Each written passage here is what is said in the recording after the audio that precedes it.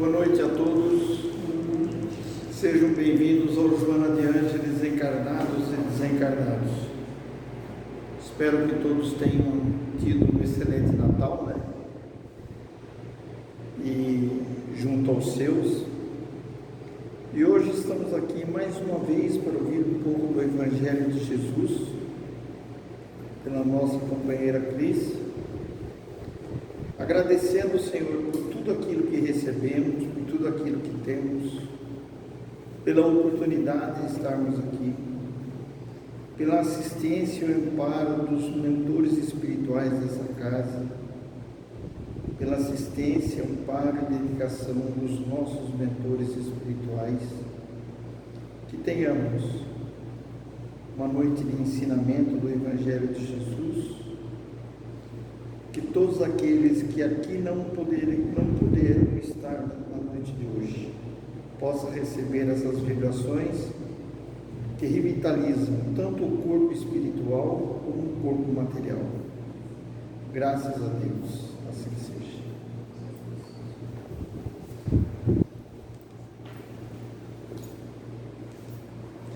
Boa noite. Então é com bastante alegria, né, que a gente comemorou ontem o nascimento do Cristo, de Jesus, o Natal. E acho que para a gente que é cristão, né, tem nessa data uma data muito especial, é uma data muito importante, né? Embora a gente ainda se pergunte bastante sobre os simbolismos, né, que tem nessa celebração. Então, eu estava vendo um vídeo do Raul Teixeira, que ele estava falando sobre da onde veio a data, 25 de dezembro, né?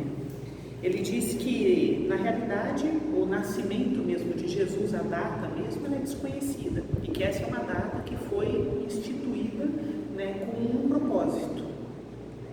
E aí ele fala que até alguns povos orientais considerariam, né, pelos cálculos deles, né, que a possibilidade de Jesus ter nascido ou no mês de outubro ou no mês de janeiro, né? Mas, independente disso, a data foi escolhida.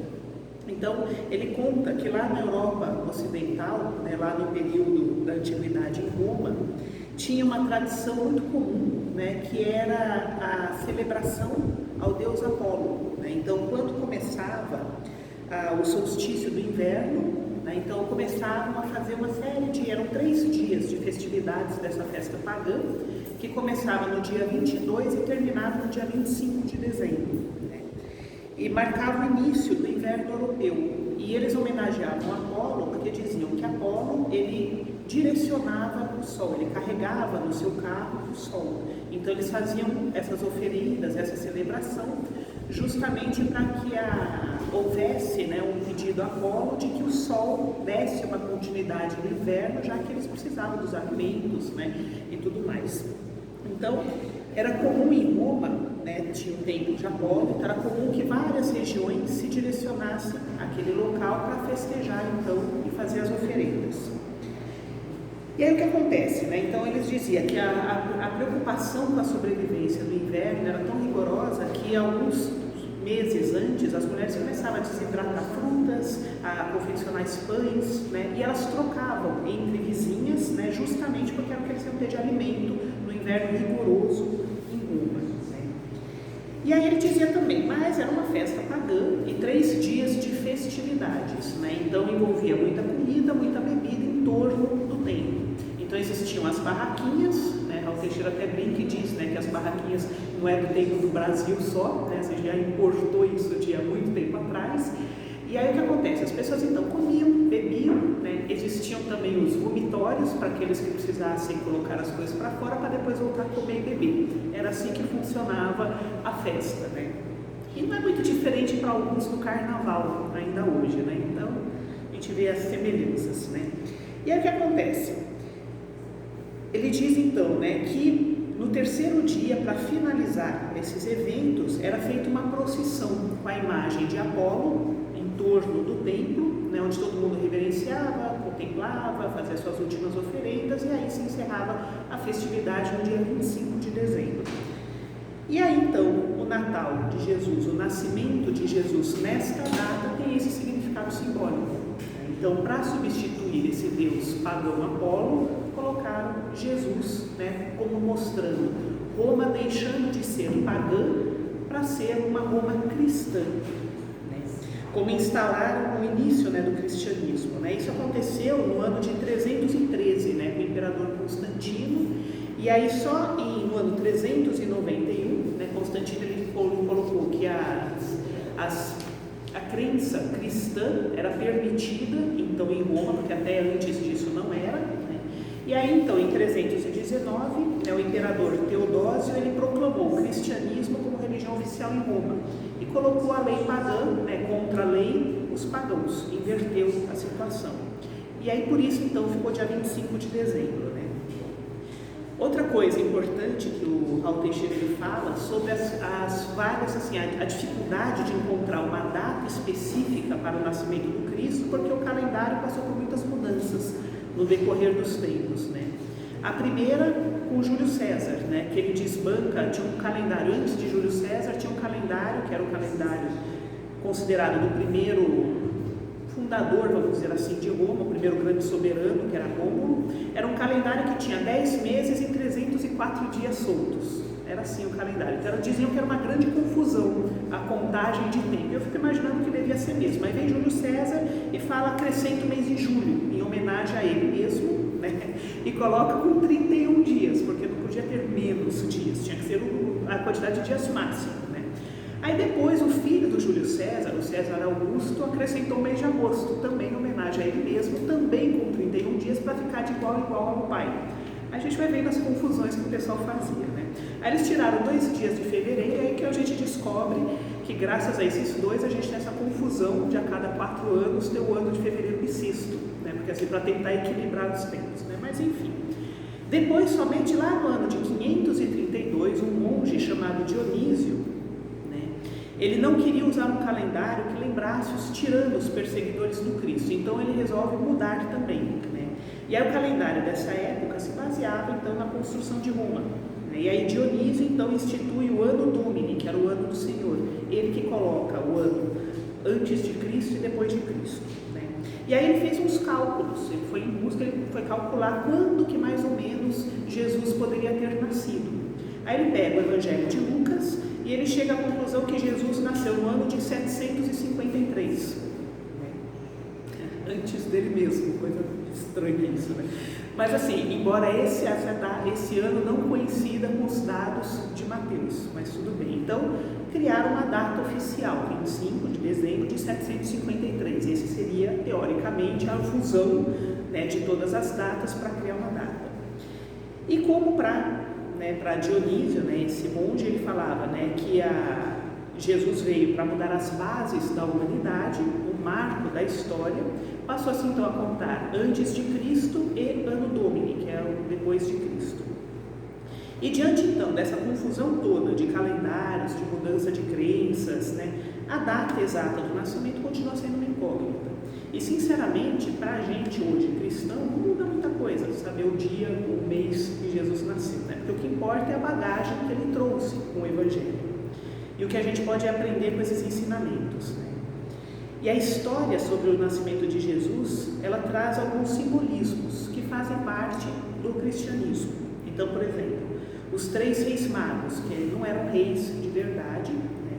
Eles eram considerados como grandes sábios, né, e profundos conhecedores da astronomia e da natureza. Então, Melquior, que veio de uma região sul da Mesopotâmia, né, da terra dos caldeus. Gaspar veio das montanhas próximas ao Mar Cáspio, que fica entre a Europa e a Ásia, e Baltazar, da região do Golfo Pérsico. Esses magos, eles receberam por intuição a informação que um grande profeta, Jesus, iria nascer. E a representação simbólica desses magos, né, é a tentativa de união de povos, né, que viviam em conflito e ainda vivem nessas regiões em conflito. Era como se fosse assim um simbolismo de que o Evangelho do Cristo, a boa nova de Jesus, ultrapassaria as culturas e os povos, sendo ofertada para toda a humanidade, né? Então a boa nova sendo para todos nós. Então essa seria uma das representações. A segunda, né, eles eram de longe seguindo uma estrela de Belém, né, tendo aí o simbolismo, né, da orientação, dessa comunicação, né, do extrafísico, né, do espiritual com as pessoas encarnadas, né? E a orientação, então, que unia os povos ao redor de um recém-nascido que estava trazendo as boas novas do amor incondicional. Melchior trouxe ouro, né? Reconhecendo naquela pequena criança, né, Jesus tão vulnerável e frágil, como um rei. Afinal, só um rei poderia receber como presente ouro. Então, um rei diferente de Herodes, né, que era o rei da época, que amava o poder. Jesus é considerado como rei na manjedoura, no colo de Maria, ou rei em cada coração que acolhe, né? E do seu reinado a gente recebe o poder do mais profundo e perfeito amor. Gaspar trouxe o incenso, né, mostrando que os magos reconheciam naquela criança o mistério divino do amor, a divindade encarnada, porque era comum apenas ofertar incenso para aquelas pessoas que eles consideravam como divinas ou sagradas. Então eram ofertas normalmente a imagens, né? Então o incenso não era dado a um ser humano, né? Exceto para Jesus, né? E Baltazar entregou a mirra, simbolizando que aquele pequeno menino que era divino também era humano, né? A mirra era muito usada para preparar os corpos para o sepultamento. Então quando ofereciam mirra, quando ele ofereceu mirra, ele estava entendendo que Jesus ele também iria passar por todas as nossas dores, passar pelas experiências que a gente passa da morte. Então ele estava simbolizando a grandeza do amor de Deus, né, ao nos enviar o seu Filho para ser humano, né, seu Filho divino, para ser humanos e nos ensinar o verdadeiro caminho. Então, mais do que todos esses simbolismos, né, que envolvem o nascimento de Jesus, o Natal ele tem essa representação que junto com Jesus nasce a Boa Nova. E a vida então passa a ter um propósito, né, um sentido, um norte diferente para quando a gente começa a estudar. O Natal ele significa esse divisor de águas, de uma forma de existir, né, baseada que antes era no medo, no controle, na punição, né, num Deus vingativo, né, passado para um Deus que envolve o perdão, a misericórdia, o amor, a benevolência e todas essas coisas, né?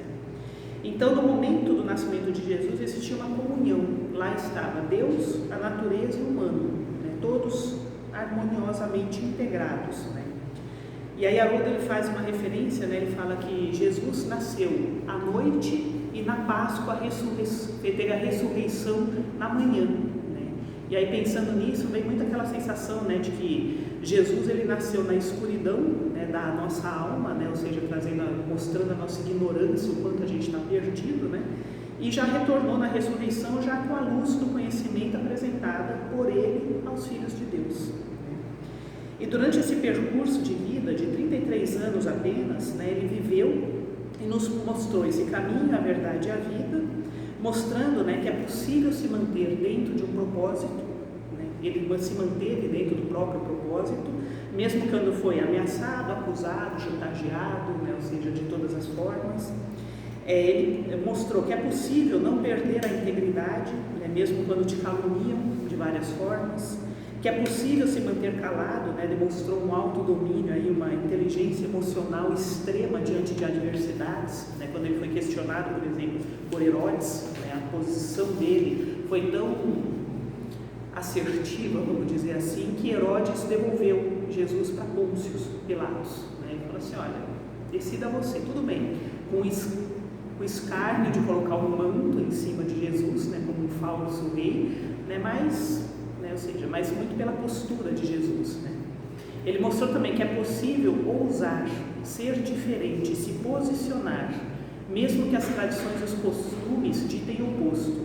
Então, por exemplo, quando a gente vê a passagem quando Maria e José levam Jesus até a Páscoa, né, lá em Belém, e aí ele conversa, né, em Jerusalém, ele conversa, né, e some da presença dos pais, e depois de 3 dias eles encontram Jesus conversando, né, com doutores, né, e eles perguntando, questionando coisas, assim, e impressionados com a inteligência de Jesus, né? Ou seja, desde pequeno, isso não era uma tradição comum. E se hoje em dia a gente vê algumas regras e a gente se sente tão limitado a essas regras, né, imagina como que era nessa época do Cristo, né? Ou seja, sair dos trilhos não era uma coisa comum e fácil, né? E Jesus fez, né, expulsando todos do templo, né, ou seja, então ele ousou, né, e ao mesmo tempo ele mostrava que era possível ser leve, doce, manso, pacífico em situações de contrariedade. É possível ter fé, uma fé sentida e sabida, racional, né? E não se abalar com as questões externas da matéria, do mundo. E que é possível perdoar, inclusive os que ofenderam, agrediram, machucaram, maltrataram e mataram, né? Porque ele ensinou também que era possível amar. Então, dentro desse nosso contexto, pensando em tudo isso que Jesus ensina, né, com a própria postura dele, com a própria vivência, mais do que aquilo que ele disse, né, a gente percebe como que a gente, dentro do nosso contexto, como a gente se perde por tão pouco, né? A gente revira nosso mundo íntimo de ponta cabeça quando o nosso orgulho, o nosso egoísmo, a nossa vaidade é cutucada. A gente briga quando nos vemos diante de diferentes formas de pensar ou de existir, como se a gente tivesse que ficar defendendo a nossa cartilha o tempo todo. A gente sofre diante da morte daquele que a gente ama, colocando a nossa fé em xeque. A gente acha que somos injustiçados quando a vida só diz não para os nossos desejos pequenos. A gente acha que somos seres horríveis ou esquecidos porque a gente adoece. E pensamos que a gente só se conecta com Deus ou com Jesus quando estamos em lugares sagrados, seja numa igreja, no centro ou qualquer outro lugar. Então o Evangelho de Jesus ele não pode estar tão distante do nosso coração. Os ensinamentos, eles são para a vida, para o nosso dia a dia, para todos os momentos da nossa existência. E aí, escrevendo isso, eu estava lembrando, né? Porque tem um livro que quem me conhece sabe que eu gosto muito, muito mesmo, que é aquele livro Há 2000 anos, que para mim foi um marco muito importante. Eu sei que ele tem uma leitura meio, uma fala rebuscada, antiga, meio monótona, né? Mas é um livro muito lindo, né? E ele tem muitas passagens belíssimas, né, no livro. Mas o encontro do senador Públio Lentulus com Jesus realmente é uma das minhas mais preferidas. E aí eu tomei a liberdade para resgatar essa passagem, porque para mim ela representa o que é o Natal. Só para entender o contexto, quem não leu o livro, né? Públio Lentulus, ele era um poderoso senador romano, né? Embora a história alguns dizem que ele era um cônsul romano, mas que ele viveu, ele reinou, ele teve esse governo entre o tempo de 27 a.C. até 12 depois de Cristo. Ele era casado com Lívia e era pai de 2 filhos, Marcos e Flávia. E a menina, ela tinha hanseníase.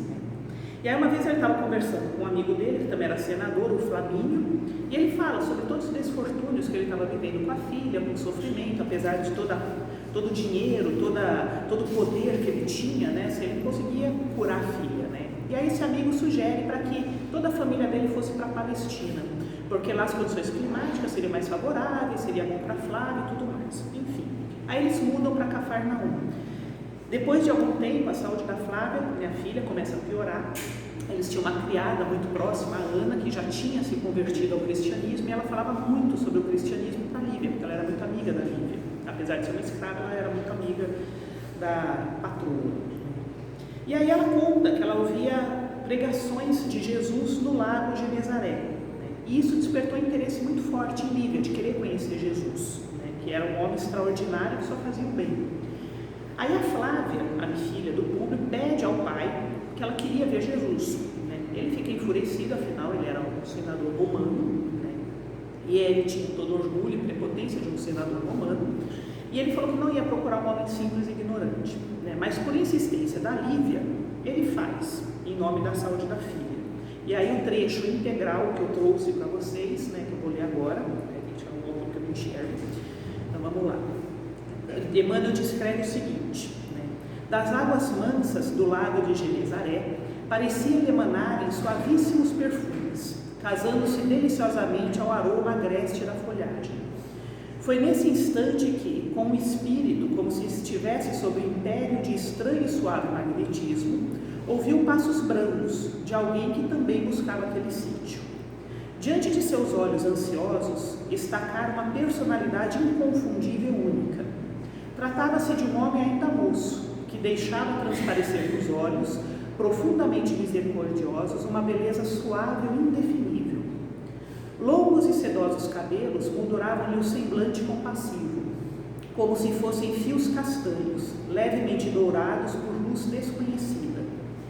Sorriso divino, revelando ao mesmo tempo bondade imensa e singular energia, irradiava de sua melancólica e majestosa figura uma fascinação irresistível.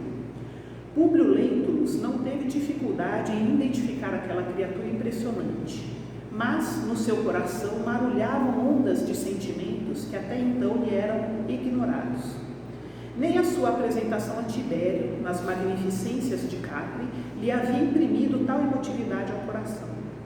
Lágrimas ardentes rolaram-lhe dos olhos, que rara vezes haviam chorado, e força misteriosa e invencível fê-lo ajoelhar-se na relva lavada em luar. Desejou falar, mas tinha o peito sufocado e opresso.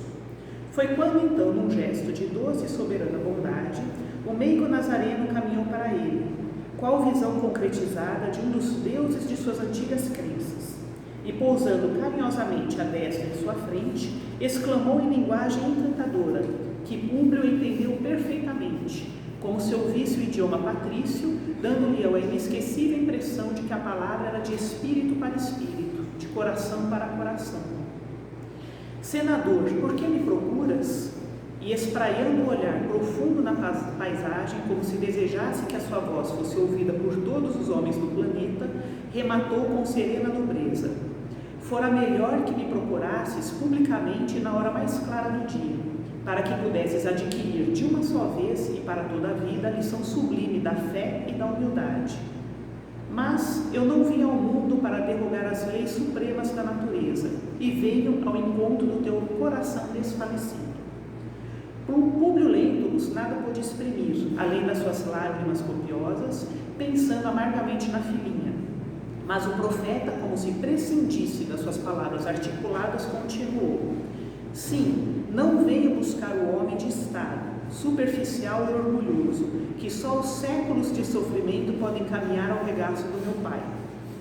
Venho atender às súplicas de um coração desditoso e oprimido, e ainda assim, meu amigo, não é o teu sentimento que salva a filhinha leprosa e desvalida pela ciência do mundo, porque tens ainda a razão egoística e humana. É sim a fé e o amor da tua mulher, porque a fé é divina. Bastam os raios só de suas energias poderosas para que se pulverizem todos os monumentos das vaidades da terra. Só esse trecho aqui, gente, já é uma coisa assim, fantástica. Então eu fico imaginando o encontro de Públio Lentulus é Emmanuel, antes de ser Emmanuel, esqueci de falar esse detalhe. Eu fico imaginando esse encontro, né, ou seja, os dois sozinhos, à noite, num lago lindo, né, que é o Mar da Galileia, uma coisa fantástica, ele diante de Jesus, né, ou seja, só assim, cara a cara com Cristo, né, ou seja, e ouvir algo com tanta energia nesse sentido.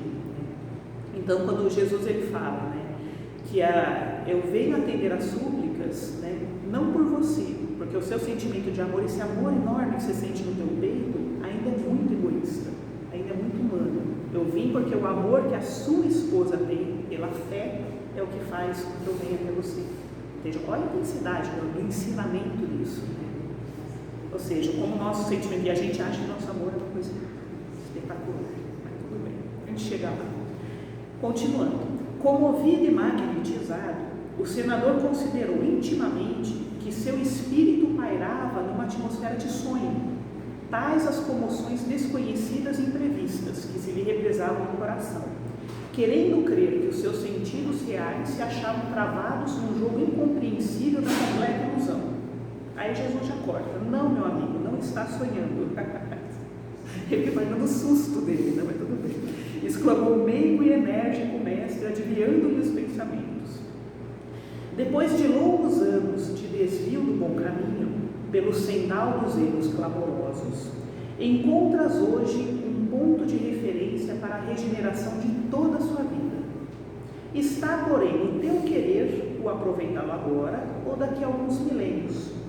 Se o desdobramento da vida humana está subordinado às circunstâncias, és obrigado a considerar que elas, circunstâncias, existem de todas as naturezas, cumprindo as criaturas a obrigação de exercitar o poder da vontade e do sentimento, buscando aproximar seus destinos das correntes do bem e do amor aos semelhantes. Soa para o teu espírito neste momento, um minuto glorioso, se conseguires utilizar tua liberdade para que seja ele em teu coração. Doravante um cântico de amor, de humildade, de fé, na hora interminável da redenção dentro da eternidade. Mas, Ninguém poderá agir contra a tua própria consciência se quiseres desprezar indefinidamente este minuto de gozo. Pastor das almas humanas, desde a formação deste planeta, há muitos milênios, venho procurando reunir as ovelhas tresmalhadas, tentando trazer-lhes ao coração as alegrias eternas do reinado de Deus e da sua justiça. Essa é outra fase que a gente tem que voltar. Ou seja, quando ele fala, você encontra hoje um ponto de referência, que pode ser a regeneração de toda a tua vida. Esse é o encontro com o Evangelho. Ou seja, aí ele fala, porém, é o teu querer aproveitar esse minuto ou esperar alguns milênios, do tipo, esse conhecimento ele vai vir, mas você escolhe o tempo, a forma que você vai lidar com isso. Aí ele fala, acrescenta, todo desdobramento da vida é subordinado a essas circunstâncias, e as circunstâncias existem de todas as naturezas. E aí eles colocam, essas circunstâncias fazem com que nós, criaturas, tenhamos a obrigação de exercitar o nosso poder de vontade e do sentimento, para buscar associar a essas circunstâncias as correntes do bem e do amor aos semelhantes, não só para si. E aí ele afirma, soa para o teu espírito um minuto glorioso, se conseguir utilizar dessa liberdade que tem no teu coração, você vai ter esse minuto que vai trazer um cântico de amor, de humildade, de fé, na hora indeterminável de redenção. Mas se quiser desprezar, escolha tudo. Públio fitou aquele homem extraordinário, cujo desassombro provocava admiração e espanto. Humildade? Que credenciais lhe apresentava o profeta para falar-lhe assim? A ele, senador do império, revestido de todos os poderes diante de um vassalo? Num minuto lembrou da cidade dos Césares, coberta de triunfos e glórias, cujos monumentos e poderes acreditavam naquele momento fossem imortais. Aí Jesus corta de novo o pensamento dele. Todos os poderes do teu império são bem fracos, e todas as suas riquezas bem miseráveis. As magnificências dos Césares são ilusões, efêmeras de um dia, porque todos os sábios, como todos os guerreiros, são chamados no momento oportuno aos tribunais da justiça de meu Pai que está no céu. Um dia deixarão de existir as suas águias poderosas, sob um punhado de cinzas misérimas. Suas ciências se transformarão ao sopro dos esforços de outros trabalhadores mais dignos do progresso. Suas leis iníquas serão tragadas no abismo tenebroso destes séculos de impiedade, porque só uma lei existe e sobreviverá aos escombros da inquietação do homem, a lei do amor, instituída por meu Pai desde o princípio da criação. Agora, volta ao lar, consciente das responsabilidades do teu destino. Se a fé instituiu na tua casa o que consideras a alegria com o restabelecimento da tua filha, não te esqueças que isso representa um agravo de deveres para o teu coração diante de nosso Pai Todo-Poderoso. E aí, o senador quis falar, mas a voz tornara-lhe embargada de comoção e de profundos sentimentos. Ele desejou se retirar, porém nesse momento ele notou que o profeta de Nazaré se transfigurava de olhos fitos no céu. Aquele sítio, o lago, deveria ser um santuário de suas meditações e de suas preces, no coração perfumado da natureza, porque Públio adivinhou que ele orava intensamente, observando que lágrimas copiosas lhe lavavam o rosto, banhado então por uma claridade branda, evidenciando a sua beleza serena e indefinível melancolia. Nesse instante, contudo, um suave torpor paralisou as faculdades de observação do patrício, que se aquietou estarrecido. Deviam ser 21 horas quando o senador sentiu que despertava, guardando na memória os mínimos pormenores daquele minuto inesquecível. Públio sentiu-se humilhado e diminuído, em face da fraqueza de que dera testemunho diante daquele homem extraordinário.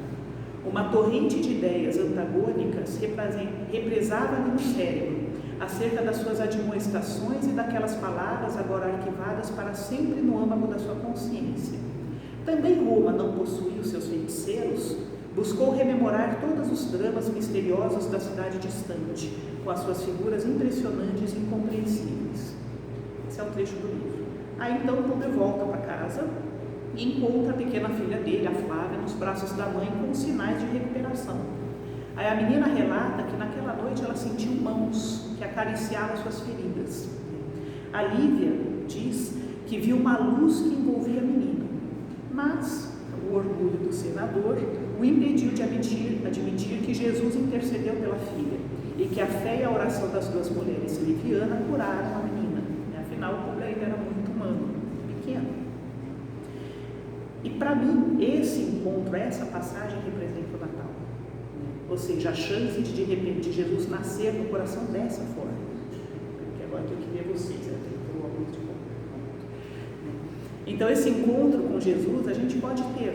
Não precisa ser no lago de Genezaré, ou como é chamado, da Galileia. A gente pode encontrar Jesus no nosso coração, nas nossas orações, no nosso sonho. Porque os ensinamentos que Jesus tinha para passar, ele já passou. Ou seja, o que ele tinha para nos ensinar, já fez o papel dele. Agora a gente precisa de ajuda para trazer esses ensinamentos da razão para o coração, porque tem que ser sentido, são sentimentos. E é esse minuto de oportunidade que a gente é convidado cada vez que a gente tem contato com o Evangelho. É esse minuto que representa o Natal do nascimento de Jesus no coração. Essa existência toda de vida que a gente tem representa o Natal se a nossa alma conseguir se evangelizar dentro do coração. Afinal, a gente pode pensar, isso para mim fica muito forte, que o convite de Natal ela vem antes do nascer do Ano Novo. Como se nos convidássemos a ser um novo ser nos próximos 365 dias que estão vindo. Então é muito conteúdo para mim, falar sobre o Natal, é bastante coisa, e de qualquer maneira, meu sincero desejo é que vocês tenham tido, de verdade, um bom Natal, um Natal de Jesus no coração de vocês, e mais ainda, que o Evangelho de Jesus esteja principalmente presente na nossa memória, no nosso sentimento, na nossa escuta, no olhar, na fala, principalmente nos dias das nossas tempestades ou das tempestades que chegarem até a gente. Então, é isso, para refletir. E quem não leu o livro há 2000 anos, leia, que é muito lindo mesmo. Então, vamos fechar os olhos. Agradecer esse momento de comunhão, esse momento de encontro, com toda a espiritualidade presente. Elevamos nosso pensamento ao Mestre Jesus, esse ser corajoso, que se entregou por amor e que continua tão perto da gente, nos intuindo através dos seus mensageiros, através dos nossos mentores, de todos os trabalhadores do bem, para que a gente não desista, para que a gente fortaleça o nosso coração todos os dias, para conseguir sentir a boa nova. Te agradecemos, Jesus, pelo seu exemplo, o caminho, a verdade e a vida, e agradecemos a Deus por esse gesto de amor que nos deu a vida, a chance de estarmos aqui, evoluindo em conjunto, aprendendo, crescendo e se transformando, se tornando uma só família. E que assim seja essa semana de paz, refletindo aí a sabedoria, a serenidade, a esperança, que a gente possa ser útil todos os dias.